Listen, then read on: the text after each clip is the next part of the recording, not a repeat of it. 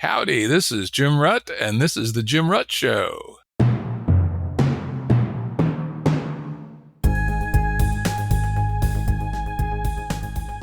Listeners have asked us to provide pointers to some of the resources we talk about on the show.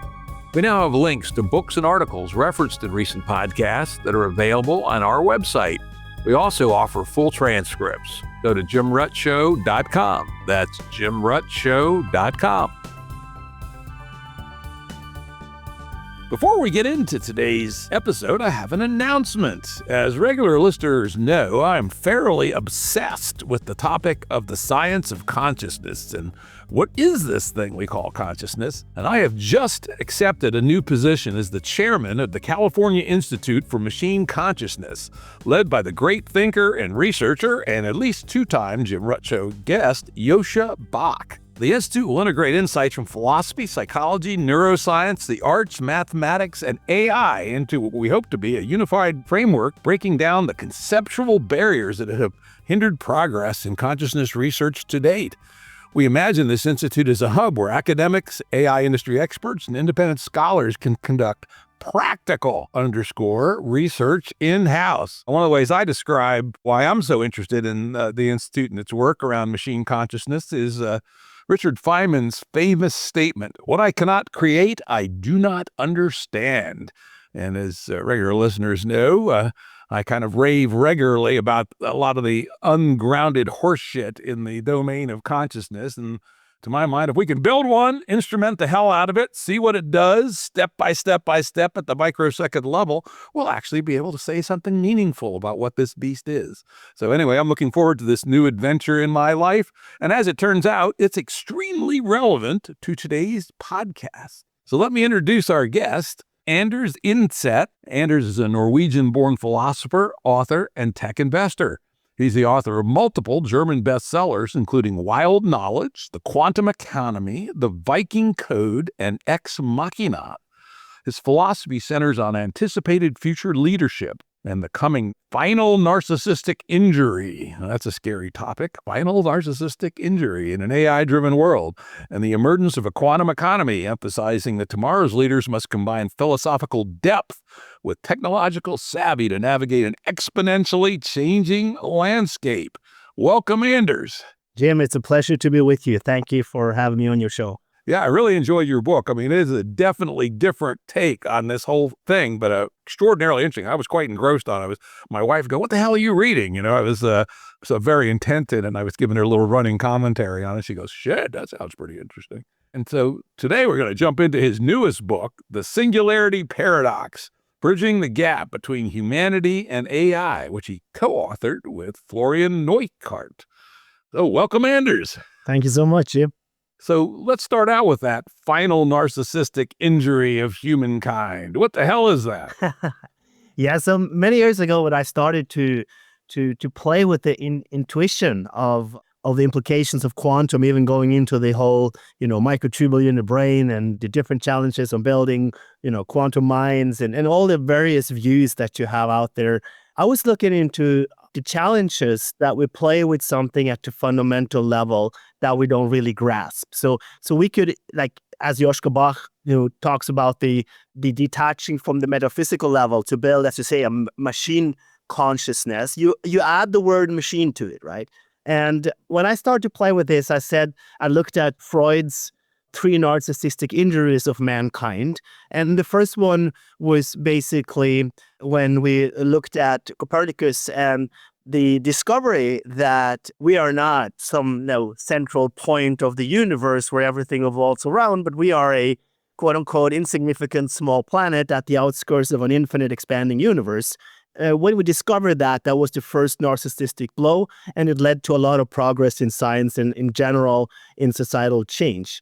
The second one was, as Freud describes it, was Darwin, and not saying we are part of God's creation, but we are part of some kind of evolutionary chain stemming from animals, and we are not the God-created creature, but we are a part of that Darwinistic chain of evolution. So that was the second part that, again, led to a lot of progress. The third one is what Freud described as a psychological blow, where we discovered that we are not the owners of our own thoughts. We are a part of that entity, and the I and then the whole essence around the free will and the free and the will that wants something. And then we discover that that subjective part of it is our psychological blow, which led to a lot of progress in neuroscience and eventually into moving it from psychology into the technological use on neuroscience. And that now, to me, comes to a point where we try to build the God from the machine, the Deus ex machina, where we strive for bliss, immortality, and divinity out of the machine. And we as a species, regardless of if we hold on to that physicalistic belief or any other views for that matter, we are trying to build something superior to ourselves. So the whole essence of that final narcissistic injury was that we would move from that endeavor of, the divine creationalism to a humane creationism, so that we could create anything we can imagine. There are no borders to creation, but we would do that by creating something superior to ourselves. And in that process, at least on a philosophical level, there is a potential that we could overwrite the most essential function of what it means to be a human being, a mensch, as I call it, the active agent that, acts into a perceived reality. And that is, if you take an example, that we would rebuild the brain and build a technological, created, externalized brain where we understand the functions of each and every neuron. So we start with one neuron, we take 10 neurons, 100,000 neurons, all the way up to 85 billion neurons or whoever. Then is there a point where this conscious experience or the essence to a soul or a mind or whatever spiritual terminology you would like to apply to it, is there a point where we risk overwriting that? So basically my reflection is here that you would create an entity externalized that is capable of doing anything that we can, only better and more efficient, obviously, and to simulate any feeling and conscious experience so that we cannot distinguish between the two entities. So we could hack biology and chemistry and create a body, a physical entity. We create the brain, but do we have a human being? So on this externalized endeavor, there are multiple dimensions of how that might occur. But I look at, how to avoid a kind of sort of zombie apocalypse. You can envision from Greek mythology, Narcissus looking into that wonderful water, and you have that aesthetic, that beauty, that wonder that mirrors perfectly in the water. And the lights are on, but there is no perceiver to perceive that reflection. So we would have a kind of sort of zombie reality where we had a lot of agents walking around having the same conversations, but not experiencing the wonders of life itself or nature or our surroundings, built on an assumption that this reality is not a simulation, but a reality we can perceive, and that there is something as a perception of the things that we have. So the final narcissistic injury is that journey that after we have created that, there is no room for progress. It's a unification of enlightenment and methodology, and the story that anything you can dream up and talk about is already created, or we know how to create it. And that kind of world could lead to a lot of zombies. And I go, it's interesting, this idea of narcissism, I think about it very differently and maybe in a way that's more empowering, which is historically humans have developed stories that went all the way down, right? The Judeo-Christian one is let there be light, and there was light. And 6 days later, there was all kinds of shit. And 7 days later, there was financial derivatives, right? But in reality, I think what you described as, or Freud described as these narcissistic injuries, was actually the realization that we don't have any foundations, at least we're not even close to understanding them, right? People like Aristotle thought he had it all figured out. Why are orbits perfectly circular? Because a circle is a more perfect form than anything else. Well, turns out he was driven by metaphysics rather than physics, and he was just wrong, right? Even as brilliant a guy as Newton came very close to getting it right, but not quite right, because he had this framework of solidity and explaining it all. Kant made the same mistake, sort of, but he saw just a little bit of the horizon beyond Newton, which was finally then broken open in the late 19th, early 20th century with the work that led to the general relativity and quantum perspective on reality. And all those things keep telling us that we understand less and less than we thought of what was below us, and that we are in this mesoscale between the universe and whatever's happening at the Planck level, which we may never understand. And whose responsibility is it to manage this? Ours, right? So I don't consider it an injury. I consider it a liberation. But I know that's a somewhat minority view. I don't think it is. I think there is a very clear argument for that. That's kind of like also the arguments or views that we get into in the Singularity Paradox, that you're playing between unlimited predictability and complete uncertainty. You're playing with the human empowerment and what I call the homo obsoletus. So the injury part is here as long as there is agency, right? So the realization, and I think this is fundamental to what it means to be a human being, or mensch as I refer to. It is not that we can experience, it is that nowism of that subjective experience. So one of the most fundamental things that I believe in is that it is not so much about finding the answers, it is the actual path of the realization that you have learned something, that you have experienced progress. This is where you give a purpose to life as in comparison to arriving at the answer. So the homeostasis, the static, the understanding of the fundamental reality that we perceive, that is an end game that to me seems like a creationalism game from a human perspective, where we could create everything. So we take away that story, we take away that experience of progress because everything is given. And I think that that's essential to see that as a narcissistic injury, because here, and David Deutsch wrote a perfect book about this with the beginning of infinity, as you probably have read. And I think that this is our human capability to come up with infinite better explanations. It's not to solve problems, but to come up with better problems, quote unquote, to experience progress. I think that's a view that is very plausible, and I think a view that we should have.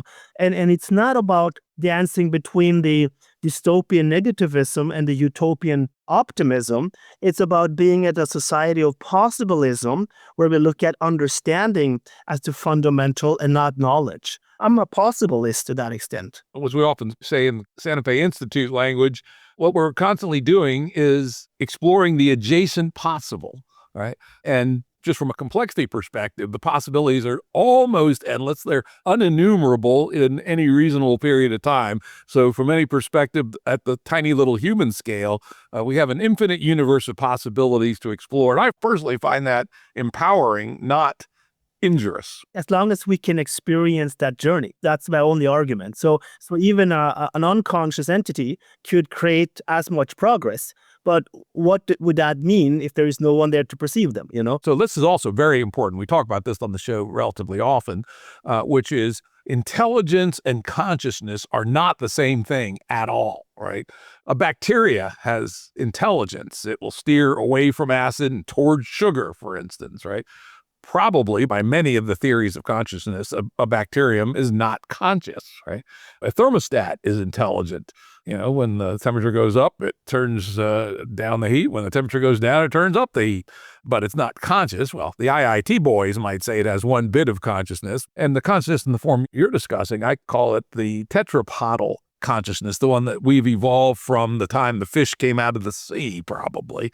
It certainly seems to have been in the early reptiles and in the early mammals, and because those are two evolutionary distinct branches, it pretty strongly implies that either consciousness or a strong precursor also existed in amphibians that produces a conscious scene that the animal is part of, and at some point, probably when the conscious scene reaches sufficient precision and time stability, then we get the phenomenology, the Thomas Nagel idea of a sense of something that it is to be. So I took your argument to be that preserving the sense of something that it is to be, to experience this unfolding of the adjacent possible, is actually what your motivation is. Is that fair? Yeah, that's a fair point. I mean, I am agnostic to many things. I'm open to various views here, but yes, that's a very, very qualia, that phenomenology, that basically what does it feel like to be a bat, mentioned Nagel. So this is something that it is very hard to argue against that subjective experience. So, I mean, for the sake of the argument, I don't know if you're conscious, and I don't know if any other entity. So if you play with the simulation hypothesis, I would be the only conscious entity and agent in my simulation, but that's a completely different way of looking at it. But I think, if we assume that there are n consciousnesses and then there is a complexity level of that gives a rise to qualia, then that is a theory that I can very much, relate to. I don't see any evidence for it. I see strong arguments pro this way of looking at it, and therefore I'm very open to learning about the various views. You have Donald Hoffman's views that says, consciousness is fundamental and reality emerges out of that. There are many arguments against that as well. You have the whole panpsychics movement and so on and so forth. So there are views that I sympathize with just from the argument standpoint. But if I take reality as something to perceive and I have that conscious experience, it's very hard to argue that nowism and that subjectivity out of it that we cannot put into words. And that is a very, very, I would say, relatable train of thoughts that I hold. Yeah. I would go a step further and say that the consciousness we should care about is this animal one, is this mammalian one, and bird one too, right? Probably birds have consciousness, have the same tetrapoidal consciousness. I worry a little bit about things like IT and panpsychism, because if you do actually buy them as morally equivalent to mammalian consciousness, then you could say, all right, a really smart thermostat, well, it's conscious. So it's, we're honoring the idea of consciousness by moving on to smarter and smarter thermostats, right? When I took your argument to say there's something about the human consciousness in particular, which is, I would argue at least, continuous with this animal tetrapoidal consciousness that emerged when the fish came out of the sea, and we had to, navigate in a different kind of way. And that thinking about where that fits in this unfolding of these new superpowers that we seem to be on the verge of creating. We might be wrong about that, by the way, but we at least seem to be. React to that a little bit on the human consciousness versus other models of consciousness with respect to your concerns about the trajectory of the future. I think to a point that we have built a broad scope of arguments towards externalizing something that we should do from a human standpoint. We have to save the world, so that save the planet and tackle climate change or whatever. But isn't it so that the agency that we have, so if we are, thrown into this world for Hannah Arendt, the natality of being born into life, we are positive agents that want to create and build. We are not born psychopaths, most of us, and want to kill each other and cause harm. So it has a lot to do with understanding and consciousness and the relatability before we are trained onto ideologies and categories. And therefore, I think, taking back that essence that it is fundamentally our task to extend human life or consciousness, whatever that might be. And our challenge is to have future generations and other human beings experience the same wonders that we seem to be privileged enough to experience. So from that standpoint, it's romanticizing the idea of a human being. It's like life is a wonderful journey to nowhere, but it is all about that journey of exploration and creation that gives a meaning to the whole. So it's also blending in some of these Eastern philosophical reflections that I think are very important when it comes to getting along and extending organized human life on this planet, is to take back that we are the ones that can articulate through words. We are the ones that were gifted two opposable thumbs and to build tools and to make it better. And that's seems to be our whole thing, is to just to create progress. And if we try to externalize that, we risk all kinds of stuff happening. All right, let's now jump back into the book, into the outline of the book, and you basically contrast your vision with your version of the AGI story. So why don't we start with you putting out the counterpoint, the alternative path, which was the one we seem to be on, by the way, of course. To your mind, what is AGI? And you kind of blend the concepts of AGI and ASI together. ASI is artificial superintelligence. That's where not only is an artificial general intelligence is in short form, where the AI can do everything a human can do. And then ASI is where the artificial thing can do everything a human can do and can be better in almost every category, at least any category that has any real traction in the world. So why don't you describe your version of where we're headed in this AGI, ASI world, and then perhaps what your concerns are about it. Yeah, so I mean, if we start with the latter, I would say that there are very many definitions of AGI, and that we also have increasingly many people holding on to ASI as a terminology, and then we blend in the technological singularity, the hypothetical future where it kind of sort of gets into hand and it just, skyrockets based on the speed of things. So one could argue that we today have some kind of AGI because some of these models that are, large language models at the core to the most extent right now that we are getting bored of because they have their flaws and they have their limitations. And now we're looking at world models and trying to figure out other types of architecture and so on and so forth.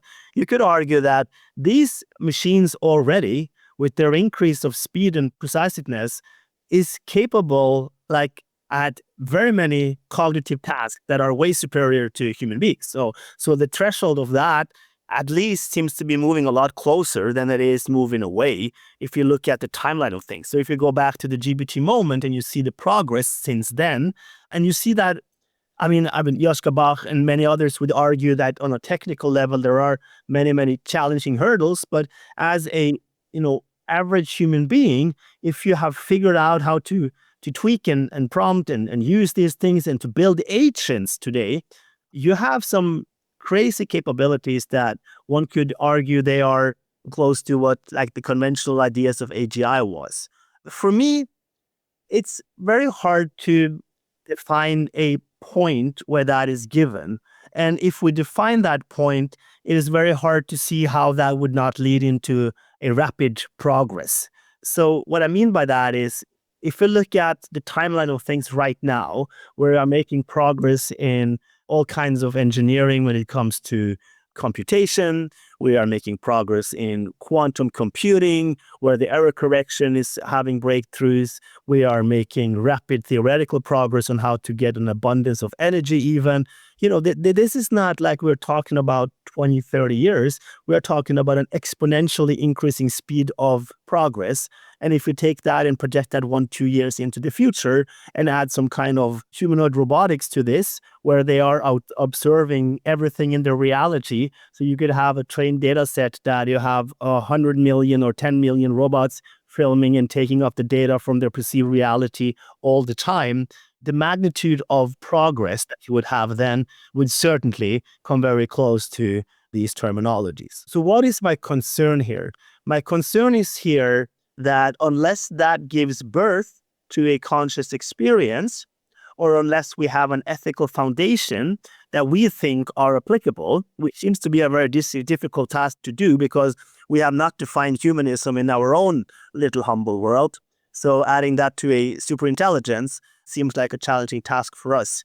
My problem here is that these machines, these humanoid robots then, that become indistinguishable from us, and the same applies also for any virtual world for that matter, they are perceived as real entities in our interaction, but we as individuals or as human beings, we are then offloading any authority to these algorithms. So one outcome of this would probably be that we could end up in a world where we have nothing to do, right? So we lose that sense of agency. And that to me is the concern about creating those entities just externalized. As long as we don't know what consciousness is, there is always a risk of overwriting it, right? So coming back to my previous argument, at 50 million or 50 billion, the lights go off if we program the brain. But reverse engineering this, does that come close to the emergence of life or emergence of thought, what sparks the magic of the arising of a thought in a human being? So as long as we don't know what that is, just externalizing it is a challenging task. And this is why Florian Neutkart and I said, so we think the more promising view is then to start with a biological entity, with a human being, and then evolve from there. So we hack chemistry and biology and take evolution into our own hands. So we start with agency and we build and replace on top of that. So we take away and we build biological substrates, or we add components to it and build starting from the human being. And that is what we call artificial human intelligence. And that is the argument in the book. As long as we don't know it, we should start and make sure that we keep whatever that humane aspect is, because it seems in the history of time that we have been on a good path, or at least a the direction is pretty okay when it comes to extending organized human life. So that's like the simplified argument of the book, to move from an AGI, ASI, AI externalized to an artificial human intelligence, where we start from the human being as our entrance points and then take over evolution from there. I had an interesting thought when I was reading that idea. I go, that's a very cool idea. What about animals? Should we create artificially intelligent cows and pigs as well? No, but that's the argument, because we could do that, but they would always be externalized. Because if we assume, for the argument, that any human being has a human-like, whatever that is, consciousness, right? We can assume that this consciousness acts similarly, collectively, for all of us, right? And therefore, when we start with a human being, we know there is agency. This is something we cannot relate to in animals, so we would have to know the exact functionality of that. We would not have to find a way to rebuild it in a machine, but we actually have to build it from scratch. So we would have to create life and create these animals from scratch. So we would have a proof, a physicalistic, materialistic, machine-given proof that we are creating an exact entity that gives birth to these conscious experiences or have that functionality off the bat from scratch. And I think reverse engineering it here, that's the challenge. So that's what coming to the point of the animals, since we cannot relate to that conscious experience. We can measure, but we cannot get into that subjective experience of the bat. And therefore, it's very hard to copy it to that extent and then to reverse engineer it. So that's the argument, that we know, or I know, that Anders has a sense of experience, what it feels like to be talking to Jim. I have no idea how you're conscious, but I know mine. So if I'm going to enhance that, I can have a sensory experience of that enhancement. And that's the theoretical, philosophical implication. And there are obviously many technical things that we get into, and how that, by applying various technologies to build that. But that's the argument of that book. You do go into a kind of surprising depth into the various technologies that are used or have been used in AGI research, but I think I'm going to skip over that. We've talked about that on the show lots of times, and it is a good introduction, though you do violate Hawking's law a lot. Stephen Hawking famously said, every equation you add to a book will cut your readership by 50%. So if I actually apply that math to this book, you probably only have one reader, which is me. But fortunately, the equations are not necessary. I'm not quite sure why they're there, to tell you the truth. I'll give you the quick answer. So basically, we talked about this, and this was my background coming to this field does not carry a scientific formal education to that extent. And to add that substance to our arguments, Florian's, precise math on it is something that gives us a substance that we want to get attacked on the scientific level and have this challenge, because we are proposing ideas and thoughts that we want to have discussions on. So in the next books that we will create together, and the things that we are working on, we will leave those papers up with the depth, and the books we public, we will give access to in a reader's mind and not to that extent. So I totally resonate with what you're saying. We've done 2 books, too much math in it. The next one will be content. And but to the readers, the math is well compartmentalized. You can just skip over it. I did go into it 3 or 4 times just to see if the guys knew what the fuck they were talking about. And the answer is yes, they do. So you could take... Now we have published 2 books. We proved that we also have some math to back it. And it's not just Anders, the philosopher from Norway, who went at it, but it's just something that we can also resonate, and therefore we have the credibility to do so. So that's just a very simple reason for that. I have written other books that are much more simplified, and also when it comes to sources, much more about making statements that I can go into depth to, but I don't do it in the book. So I agree with you. Although I will also put in, which my regular listeners know that I do sometimes, is that I'm somewhat suspicious on the theory that AGI is near at hand. Now, clearly, in some domains, LLMs have made gigantic breakthroughs that have pushed them well beyond humans. But then on the other hand, a $1.99 calculator can do multiplication faster than I can, and I'm pretty good at mental math. So we've been exceeded for a long time by machines in certain domains, and LLMs added a new one. But here's the example I often give why I think AGI may not be quite as close as people think.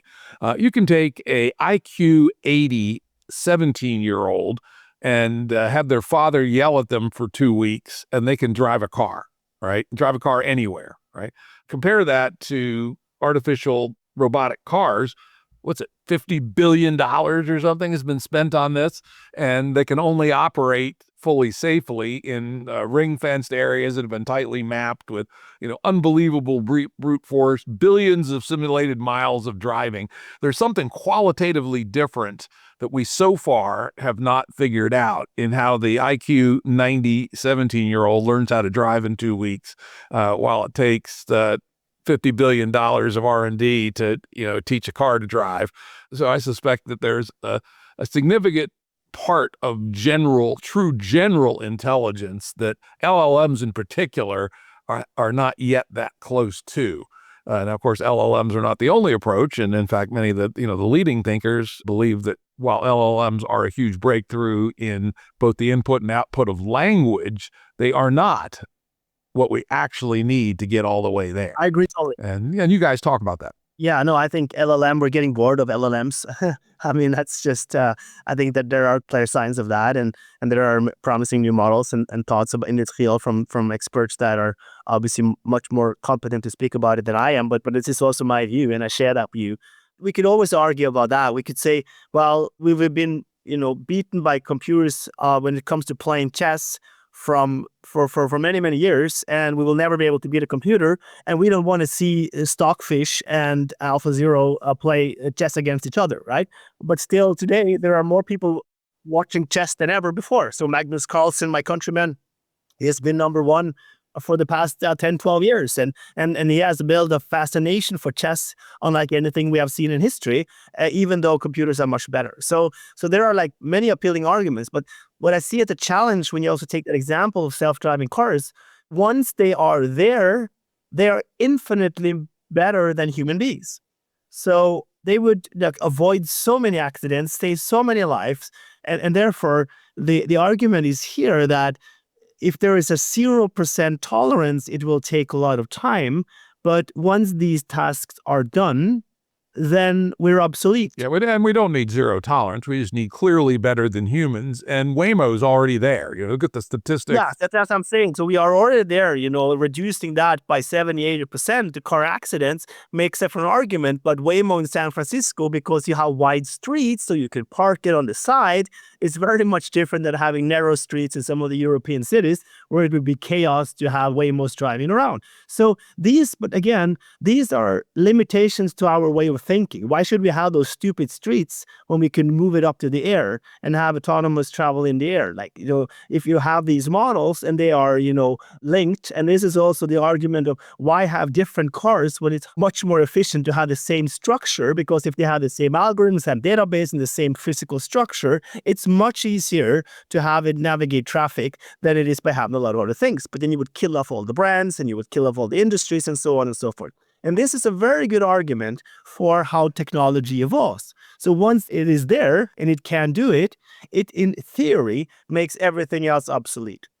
And this is what I argue, is that I'm not taking a stance on what we define as AGI and when it will be there, but I'm saying that if we want to have agency of our own future, we have to figure these things out in advance, not if it's doable, because in previous paradigms, we messed up and error corrected, but we don't want to get to a point where we cannot error correct.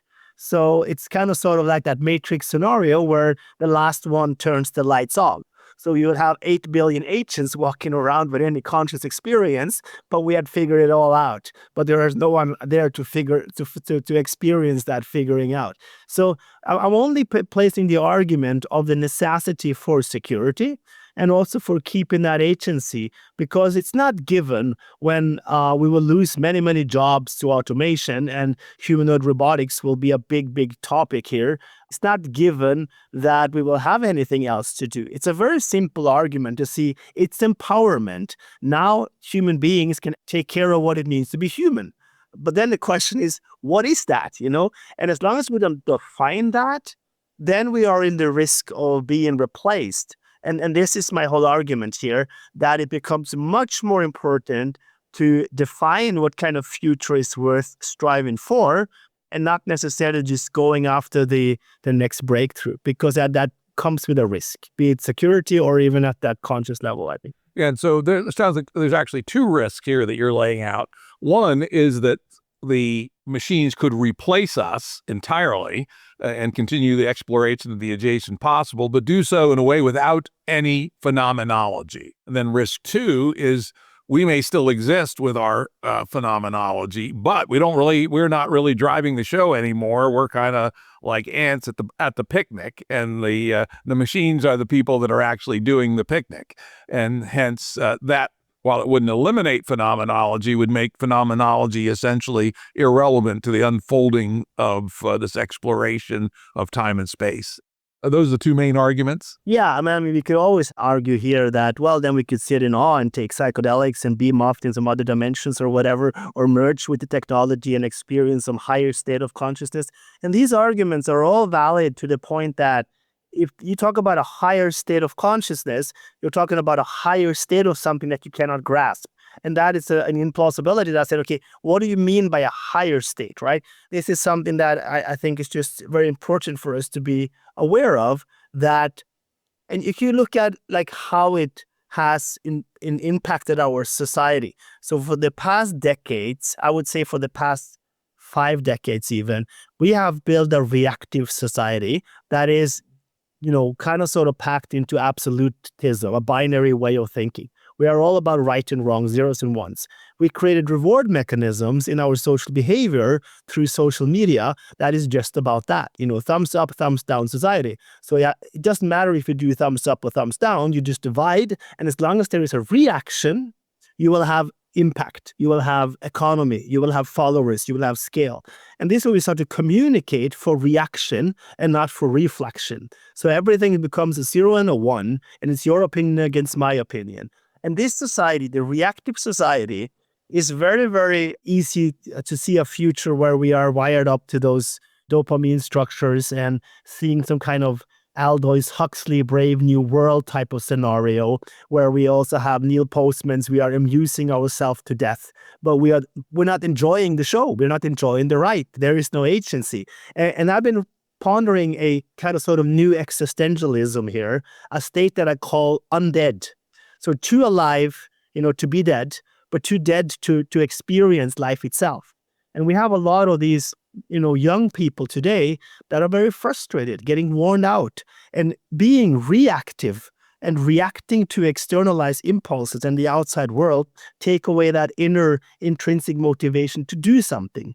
And that is a very dangerous path, I believe, for a lot of problems on a societal level when we take away that agency. And here I see technology as a driver of that undead state, that there is also a part of that zombie apocalypse that I've been pondering. And I think it's just to be aware of it and to describe the problems and to understand the problems puts us in a position to improve them. But being just unconscious about it and just driving progress, I think that is the risk here. And that's what I worry about. And that's what I try to do my work to influence, that the future we create is a future worth striving for. I'm all about progress. I want to understand this shit. So, I'm all in on that.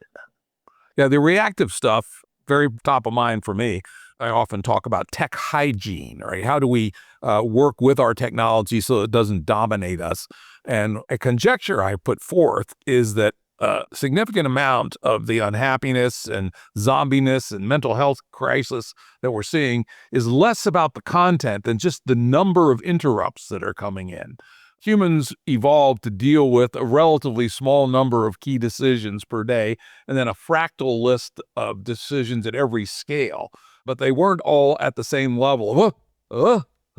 Watch kids today, God damn it, with their phones, and if they're not practicing good technical hygiene, and they have these stupid notifications on, turn your fucking notifications off, people. Right? I have my phone, nothing comes through except an actual phone call from a list of 5 people. Right? And that's the only thing that can interrupt me in real time. But if you allow, your idiot boss to send you something on Slack at 2:00 in the morning and you get up to look at it, fuck that, right? Your brain was not designed for that. And if you allow yourself to live in this sea of interrupts, you're probably getting hundreds or thousands even of interrupts a day. And that alone is probably depleting your attentional subsystem. And you are your attention, essentially. What you pay attention to is who you are.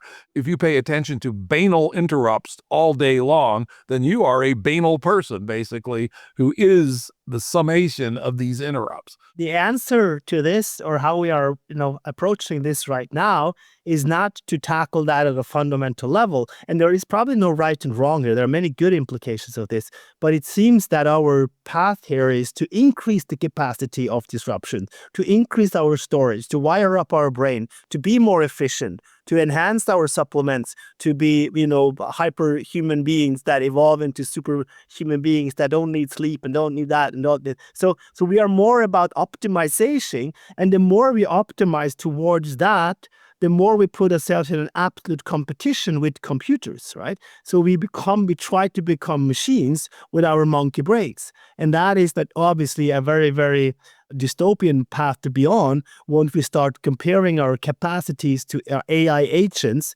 that build our marketing campaigns and do our sports and do anything what we have done in the past. And this is right now, it seems to be the path that we are on. And is that the answer to them, to detach and to go to nature and breathe and do whatever? I don't know. But it seems as though that we need to take these topics seriously and talk both from an engineering and technological standpoint, as also from a societal and also philosophical level. And this is why, Florian and I, we call it sci-fi with a PHI, science philosophy, because I think that's we need more of these conversation with philosophical contemplation from people that are practical in terms of understanding implication of technology, not on that old traditional philosophical theoretic academic level, but more on that practical implication. What does that mean? What are the implications? So I totally resonate with that, and I think there is a lot to do here. All right, well, let's get back onto the main channel of the book. We've had some great little asides here, which is always part of what we do on the Jim Rat Show. That's why people listen, I hope. But we also want to talk about your theories more. And so clearly you're about preserving consciousness as central, human consciousness as central to this journey into the future. But before we go that next step into your AHI hypothesis, let's explore what you guys think about what this human consciousness thing is. You have a couple chapters on this, right? And it's, again, a pretty good overview, maybe a little overkill for a book of this sort, but probably is useful for people to understand what you mean when you say this human consciousness that's worth preserving. So why don't you talk a little bit about what you guys say about understanding consciousness, theory of mind, etc. Yeah, so I mean, as you said, what we do is that I just want to avoid not touching on the variety of various views. And you talked a little bit about, the PI and the integrated information theory and various views on consciousness. So to be honest, machine consciousness and human consciousness to me is adding a category to something that I think is much more important to look at.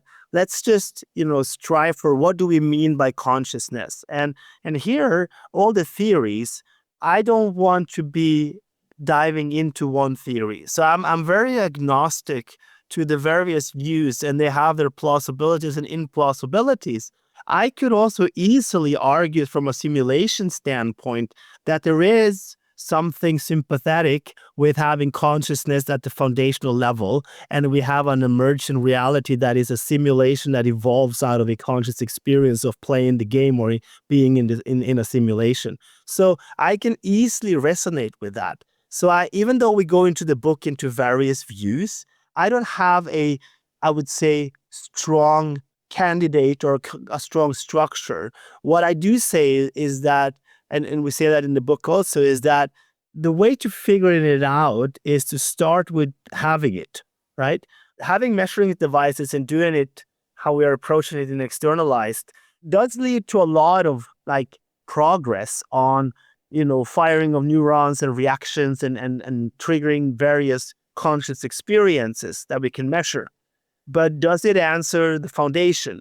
And therefore, I would not argue for one or the other. And I like also what you said about the machine consciousness, that's an approach to create a machine consciousness.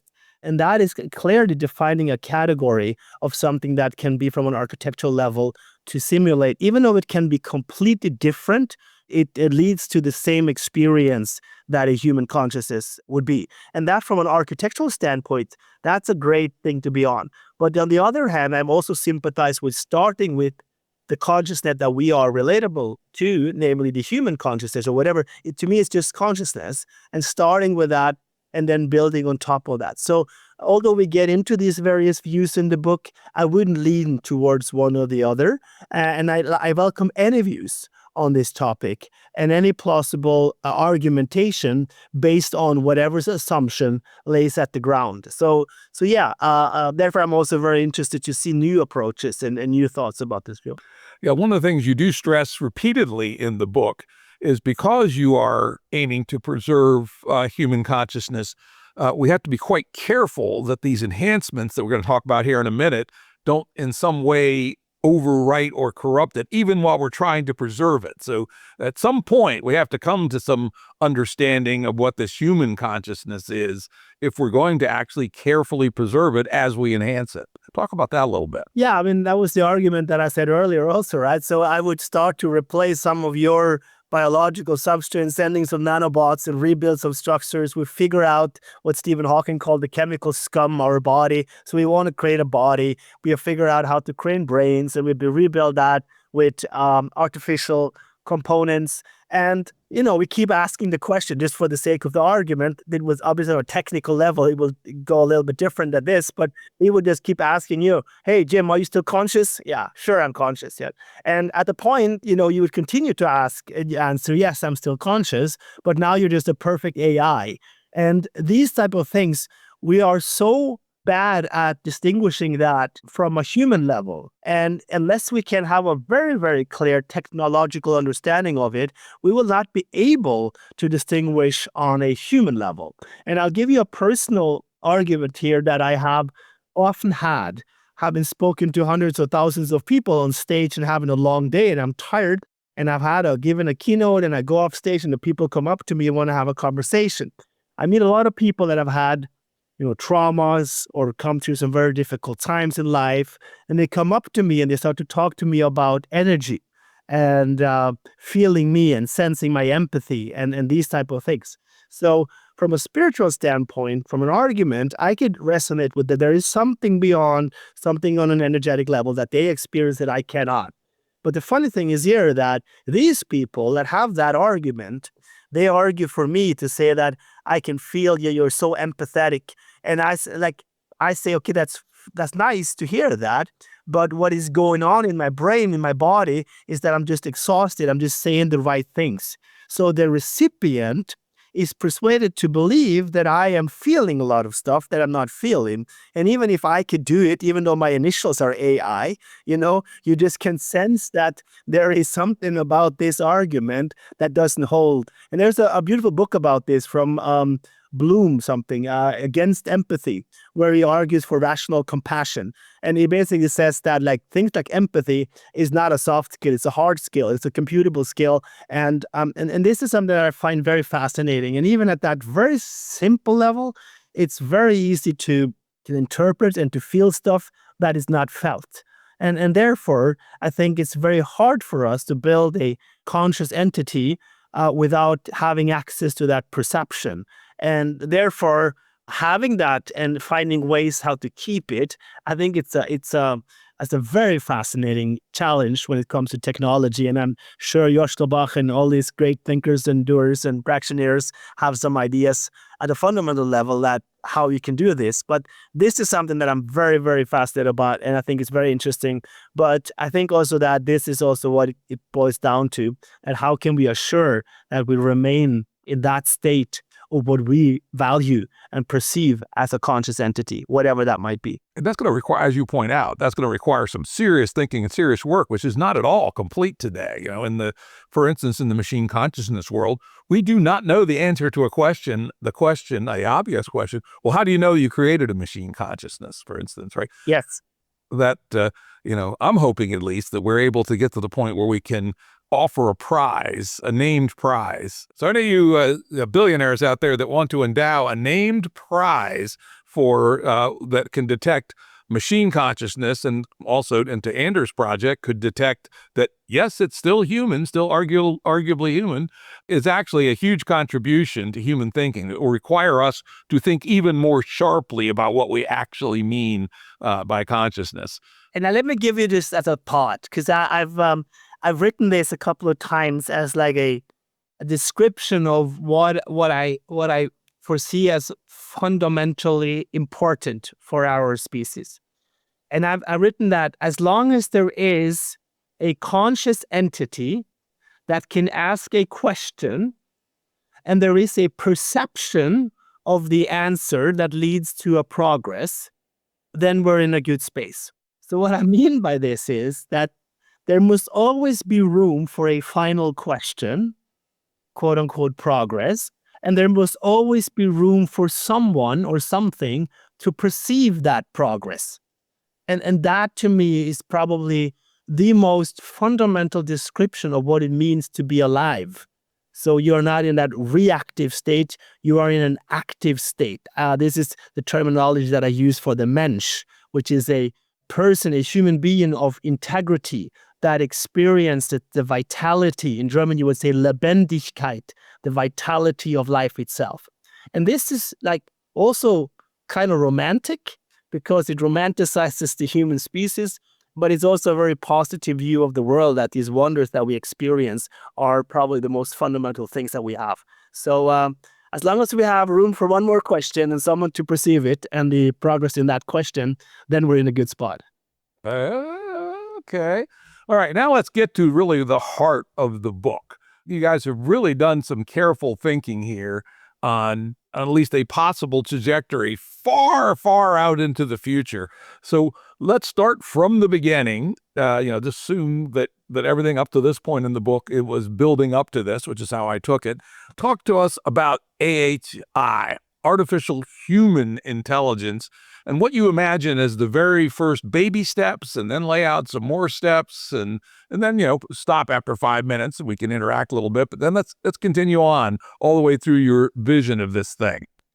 Yeah, so I mean, the first thing that we talk about is basically that we need to build, replace components and figure out ways that we could measure its totality. So, I mean, we talked about the whole replacing of neurons that, like kind of sort of the approach that Neuralink is also working on to figure out basically how the functionality of each and everything is. So I think, the prerequisite here is to have a very deep understanding of chemistry and physics and biology. And I think that will not come from our research, but that will come alongside of research done through AI and potentially with quantum computers.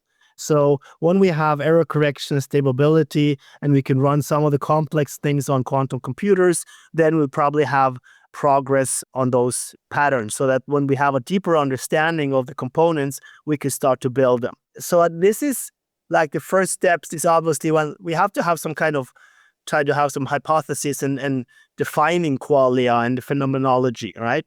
And then is we start to then replace these components gradually. So we have definitions that we have very, very clear understanding of how they function. So we can replace those with a synthetic component without thinking we would replace life or conscious experience or what it means to be human, right? So this is obviously something that goes hand in hand with a lot of, things that we have to ponder on enhancing human beings. So it goes about the identity of the person, the morality, and the very essence of what we want to become. So we could take a function such as seeing. If you're blind today and you figure out how to get your sight back by, a trigger in your brain, and you would say you would have your glasses on, so you would say, okay, now I can see again. That's wonderful. And the brain says, all right, this is, we're up to 100% of sight as we had before. Then now the obvious question becomes, why stop here? Why not enhance that with infrared and zooming and, storage of external impulses. Everything we record under the camera. So you have a complete overview, kind of sort of like the self-driving cars. So you have a robotic view of things. You could have access to that memory later on, but everything you see throughout your life as of now is stored and recorded. And now in future, you will just have to figure out how to access that stored data in order to process everything that you have ever seen.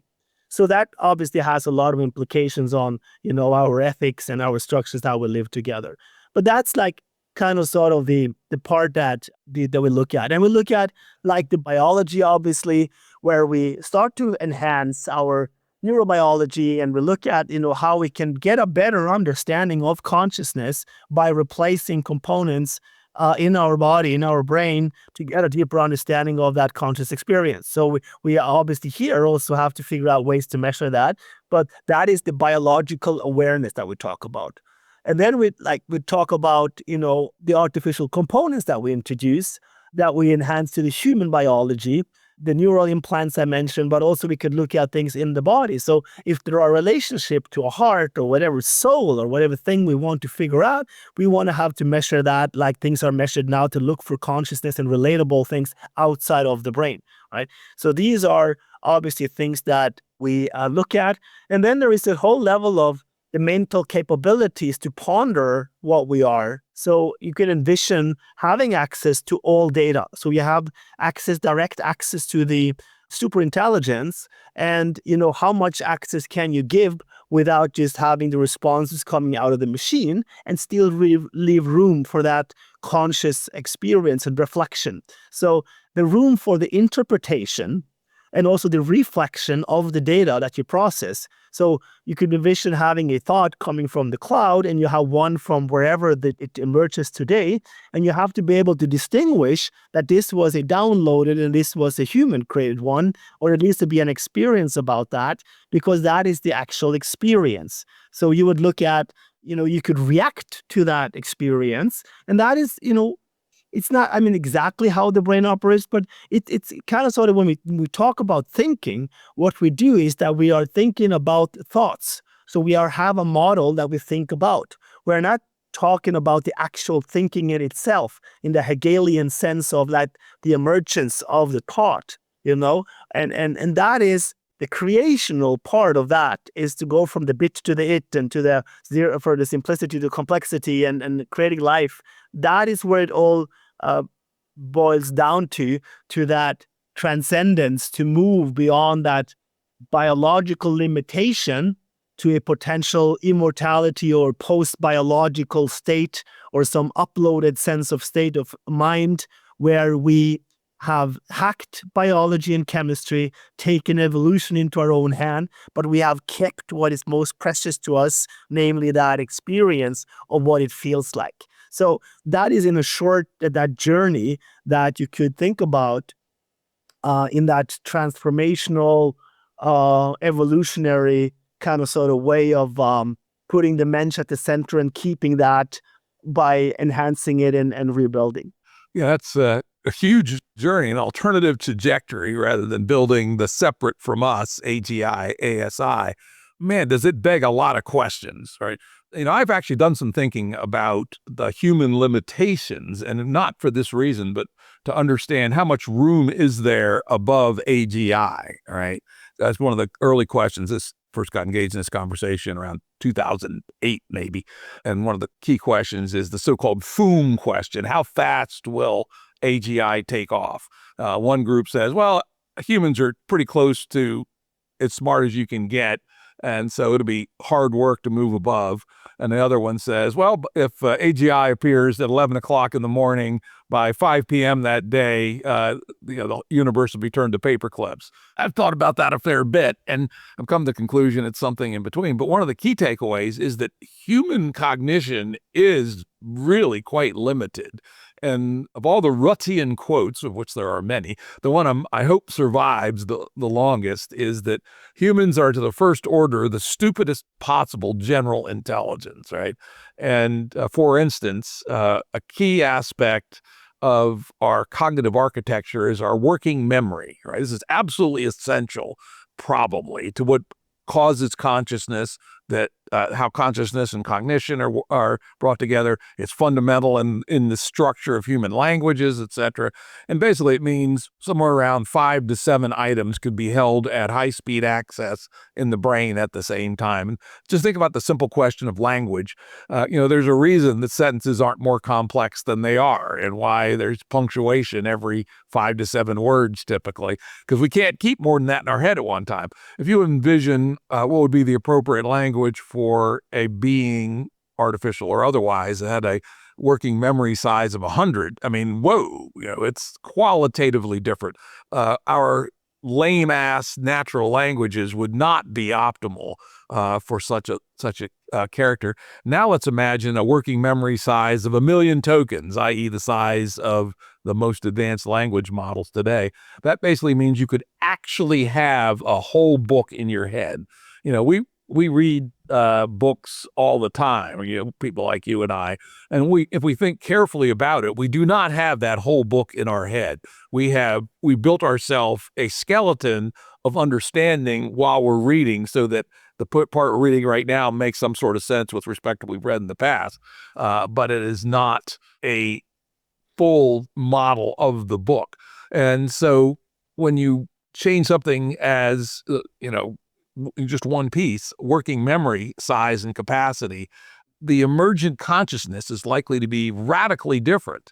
So how do you think about doing that in a slow enough fashion that you can assert that you haven't done something you don't want to do? Well, yeah, I think that's a very complex question. And to be honest, the question is, do we really want to figure it out, right? Because you can say that you're in between, right? But what does that even mean to be in between? So it's a time scale where if there's a potentiality for rapid progress, I'm not in the field of paperclip optimization. I don't think that that's a likely scenario. But there are other things that, it's not about all these crazy scenarios, but just take a very simple thing. So for years and years, I've been writing in my own style in the German language. And I used quotations marks that I liked because of the aesthetics of them. And it was my way of playing with the word. And I've written sentences where I've always used the long dash. That is my way of expressing myself, my identity, or my way of thinking. Because to me, writing is thinking. Now, all of a sudden, GPT and other language models have come to the conclusion that if they want to do creative and intellectual technological writing, they introduce long dash and they introduce these quotation marks. So how do I now react to that, So I just wrote a simple article last week that I said, AI killed AI. So basically my agency, my identity, my way of expression is that I have to be unauthentic in order to be authentic, right? So I have to put a machinery component to myself and change the way I express myself in a way that doesn't feel like how I would express myself in order to be perceived as real, right? And that's a very interesting, and that's like the micro level of where we are today. But you could take that argument and scale that and think about completely other ways where you lose that agency, right? So I always question, I want to understand what consciousness is, and I want to be a part of the group that figure out how to build it, and I want to be involved with that. But do I want to achieve it, right? That is always an interesting question. We will always strive for it, right? And it could be that in this wonderful journey to nowhere, it is all about that journey and that agency. And if we risk losing that, we might risk using something precious to what it means to be human being or be humane or be a mensch. And that is something that I like to think about a lot. Obviously, we will push limits and do everything that is possible. But again, do we want to arrive, so to speak? And that is it's a very interesting question to ponder. And now let me throw out another complication that makes it even more difficult, and that is game theory, right? What we often talk about in the game B world is the multipolar trap, where players in some competitive game, if one player does something that is, say, morally wrong but tactically advantageous, competitive dynamic can force all the other players to do the same, or they'll be undercut in the marketplace. And one can easily see how this could work, right? If there's still work for us humans to do under your road, which I think one of the reasons potentially to take this road, there will be inevitably competition for status and resources and mates and stimulation and positional goods, etc. Have you guys given any thought to how the dynamics of game theory competition could easily incent people to take the wrong road on this journey to human augmentation? Yeah, and obviously, but it doesn't even mean to be for a bad intent, you know? Exactly. And that's the thing about multipolar traps. People generally do not even realize that they are doing something bad. They are reacting to local signals, right? So a very clear example to this was found back, we talked about chess earlier. So Magnus Carlsen, I was watching the World Championship in chess, and he plays a pawn move on the H row that in the middle of the World Championship. Stockfish, the most powerful supercomputer that humans have created, all the theories, how to play chess, all the games, all the comparison, deep analysis of the theory and the games of chess. Everything that has been done on chess is in that computer. And it tells you with a very, very precise analytics where you are in the game, who's up on top, who will win, and so on and so forth. If you play correctly after that move, there is a predictability with a very, very clear likelihood who will win the game. So here now you are playing this game, and all of a sudden Magnus Carlsen plays this move, and this move shows Stockfish going into madness and saying, oh my God, what a big mistake. And all the commentators are pondering their minds and saying, what did Magnus do? A player at that level, how can he make such a blunder? And now he's lost. And then you see 7-8 moves later, he is back on top of things and he's winning the game. And after the game, he was asked, what happened? We didn't see where your colleague blundered after you made that blunder on H. And he said, no, well, that wasn't a blunder. So that's like, what do you mean? What did you play? And he said, I played an alpha zero move. And then he was asked, what is that? What do you mean? So I don't know. I just know that it wins. And here you have AlphaZero that have played 4 million chess games against itself, playing chess in a different way. So the optimization game is here to say that the engineers don't get it. The best chess player in the world doesn't get it. It just wins. And these are the scenarios that we have to be cautious about, that is in that optimization game and in that game theory, that we would base our theories on conventional thinking and our accessible knowledge, and we would draw completely wrong assumptions and conclusions out of that. And this is the risk to that technology. It is not so much about that maximizing paper clips, but there are many other implications, and that could be on many scales. So I think there is a lot of thinking to be done here, and there is probably also a lot to be done in the field of regulation, global governance, and so on and so forth, because it's in many extent, in many markets and segments, it's a winner takes all. So I just came off a conversation where we were talking about, that, having a democratization of quantum computing access so that 1 billion minds can get onto science and do science from home and have access to quantum computer. That's a beautiful thing. But then coming back to your argument, and you could also do that for capitalism, if there is incentive for winning the game, one idea applied is so hyper efficient and so rapid that it's always a winner takes all game. And that's not an inefficient game. That's a hyper efficient game with 100% access to knowledge. And that is, ultimate predictability. You will obviously scale that. But then if there's something missed out, you have complete unpredictability. So on complete uncertainty. And therefore, that's a paradox or a challenge that we have to ponder. And we could look at that like this balancing field that we talk about in the book between the clear advantages of empowerment and the clear risk of obsolescences. So you have the Homo obsoletus on one side, and you have that new emerging species that could take care of the quote unquote humane part and live a wonderful life. Those are both plausible scenarios. And we want to be sitting on the decisive side of that to take actions on what we want to do and not to try to see if it's doable, because I think that's a high risk. And of course, that's discernment in advance, right? At which humans have shown themselves to be terrible at, right? Look at the history of how Europe stumbled into World War One, right? Nobody wanted World War One, but this horrific thing that changed history for the worse in a very major way led to communism, led to Nazism, on down the list. We stumbled into it one little step at a time, and this is, at least so far, what humans do. So now let's kick the problem up one level higher. But just to comment on that, I mean, that's the birthplace of Silicon Valley, yeah, right? So you have war on one hand, and then you have progress on the other. You've seen the same thing now on the battlefield in Ukraine.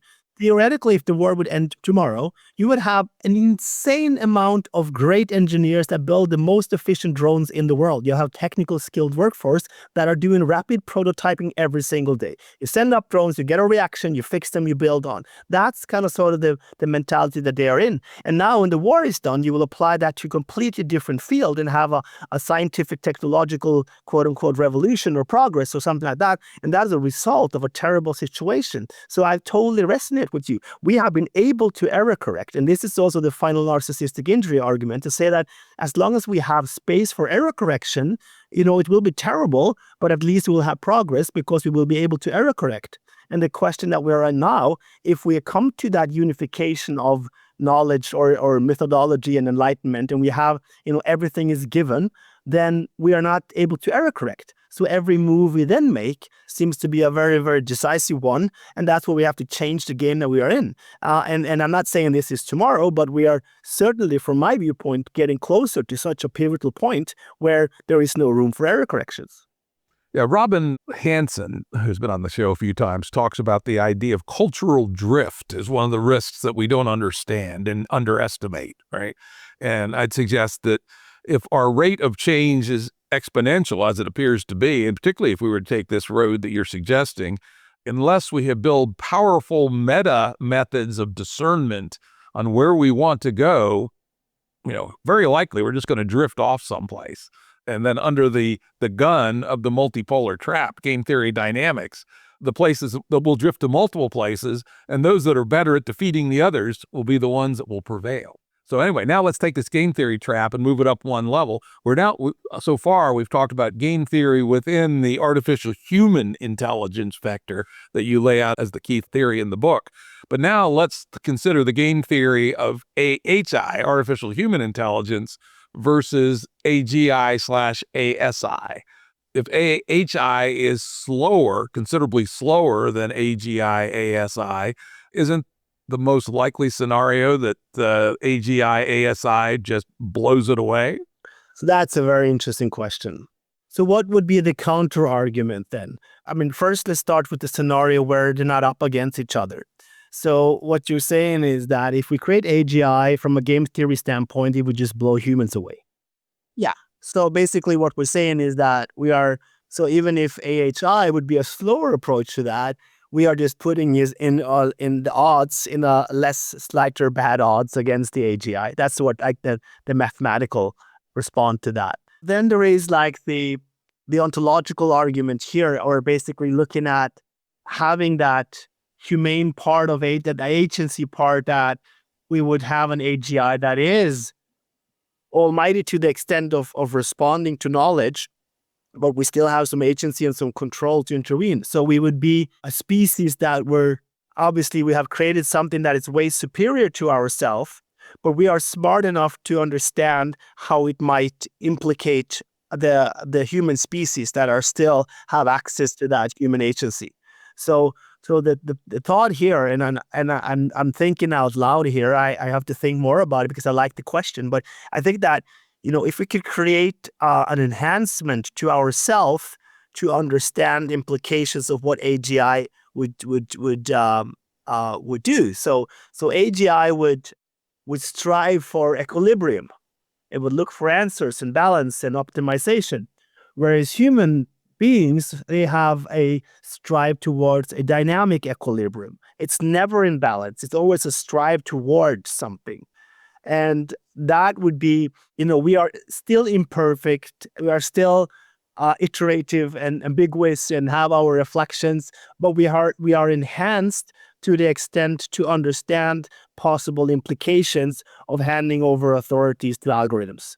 So I think that would be kind of sort of one argument. Another argument would be to look at, you started off pondering the infinity here, the infinite game, that also was from the theological standpoint, that was an inspiration to my quantum economy, and later also to Simon Sinek, that has pondered the infinite games. Here, the goal is not to win, but the goal is to continue playing. So if AHI has that fundamental evolutionary aspect that we build for a society through mutual benefit, and the game is not to win, but the game is to stay in the game as long as we can. So we distinguish between the finite game in an AGI, a zero-sum game, and an infinite game with AHI. That is like, so we would have some kind of legacy or some kind of higher purpose meaning, and AGI would be solely based on metrics and outcomes and outputs. And I think if we could enhance to that extent, then AHI could put us in a position to understand that. And there are, aspects here around evolutionary game theory where, you would have AGI have that reinforcement learning to optimize for, survival and infinity. And AHI would have to look at ethical introspection of what, like, the totality of humanity, and just not feed into the reward mechanism. So it's kind of sort of like whatever, it's a difficult term to use, but have like a value-based evolution that we take on technologically by having AHI, as in comparison to having a finite game optimization game.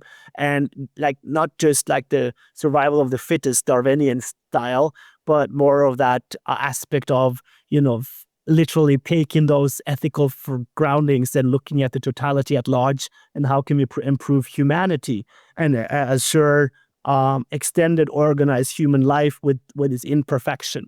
So those are some reflections, but I'm happy to ponder this very good question, Jim, to depth. Yeah, this interaction has now caused me to have another thought, which I'm going to lay out on you. All right, so let's take your vision, which I like a lot, by the way, and let's imagine a coevolutionary dynamic between AGI, ASI, and AHI. Now, this would probably, I think, certainly would require to solve a collective action problem. Because if we assume, let's take the scenario where ASI, AGI, at least for some epoch, could evolve more rapidly, become a dominator, what some people call the AGI singleton or the ASI singleton. But we rule that out through a collective action problem solution. And let's say the AHI of the side keeps the agency and says, we may not give machines agency beyond X, right? And oh, by the way, we'll kill anybody that does it, right? How you actually do this, of course, is we'll leave that to the student. It'd be fucking hard. Eliezer Yudkowsky, has produced a lot of scary results, which says, you may think you can control the AGI, but you are probably wrong, right? But let's assume we solve those traps, and we somehow build a dynamic where AHI is able to maintain some form of collective action supremacy over the AGI, ASI, but it decides to use the exploration of the space of the unfolding space by AGI, ASI that's in some ways faster than AHI to co-evolve something better than either by itself. Respond to that crazy vision. No, it's not a crazy vision, and I really like what you did with that and how you played with that, and a coexistential design to that extent is something that I think is a very good path to be on. I think that is the path where we are forced to think about that fundamental underlying structure. What do we mean by values and ethics and structures? And also, here's the thought: so we were striving for a knowledge society. And that's the optimization game, right? So it plays that when the rules and it optimizes within the game. And we look at a society of understanding where we introduce like unknowns, paradoxes. We are the questionnaires, and the agency of that part, whereas the AGI is the rational optimizer, right? So AGI is like the executor of a task to a much broader extent than the AHI could do. It's the executor, and it's a perfection optimizer of that game within that boundaries. And we define those because we are the questionnaires, and we are enhanced by AGI to think more about this. So we are enhanced with a co-design to have access to more reflectional points and knowledge. So whereas the AGI plays to win the game, we play to become. So there is a case for becoming, and that is life. That is the Mensch, the human being. This is the Lebendigkeit, right? This is the infinite potential for better explanation. So I think there's a very strong argument for that coexistential design of AGI as an executor, optimized to the utmost, and AHI as the questionnaire, and AGI in the finite game will always win. And in an infinite game, we have to assure at the fundamental level that we play it within, that we expand the boundaries of the game itself, that we play to become. And our sole purpose is to extend the game and not to win the game. I think that would be like my response to that. I love that. That's a great way to think about that, indeed. And I think a pretty hopeful. I mean, there's obviously a whole lot of difficulties getting from here to there, but a fairly hopeful possible destination if we're smart enough as a species to navigate it. I think, you talked a little bit about business and organizational design and building entities. I think this is like one of the most challenging tasks that we have, and therefore how we have built this organization and access to capital. That one thing that I'm working on right now is how does organization need to change in order to adapt to this way of thinking? I mean, what is the most lacking skill today that we see in politics, in education, and business? And I think that is what I refer to as anticipatory leadership. The capability to understand the potential implication of exponential technology together with human behavior. So those two components needs to be triggered and built so that we can have entities where people can work and generate friction and thoughts and reflections to tap into these very, very complex problems. And I think that does a lot with the structure of organizations. So I think tech companies today are better at this because they create that dynamism, that space of becoming. And therefore, I also call this the becoming organization. This is an organization that never is there and is always in the making. It's that dynamism. And how do you do that? How do you create these places? I envision 3 different pillars within this triangular alchemy. And one is that today in business, in order to figure out, you cannot ask people in the boardroom, what do you think people want? You have to be there and see how human being behaves. So your business purpose is to forge your clients, to incubate businesses, and to uplift others, because everyone else around you is doing better and you have an aspiration to grow, then you have a better playing field. And the same applies for business. If you're in the beverages industry, you want your bars and restaurants to be running really well because you don't sell them stuff, they come and buy stuff from you. Google don't sell licenses. They want companies to be successful so that they come back and buy licenses. So you move from that outbound part to a very dynamic way of looking at forging your clients in your ecosystem. And thereby you grow because you learn. The second part is, I think, it's important in sciences and education and business alike. We need to have a VC investment view of things. So when you have that, you look for opportunities, you look for new breakthrough technologies, you invest in assets that you have later on, or something that can replace your current. So you need to have one vehicle operating in the investment space. You need to have one vehicle operating in the forge space. And the third one is efficiency. So we live in a world where we strive towards hyper efficiency. So anything that we used to have, like in sustainability, was an ideology, right? You have to take care of the planet or save the world or whatever. At the end of the day, an efficient usage of resources is what we could refer to as sustainability. So only if you have an efficient organization will you have profit.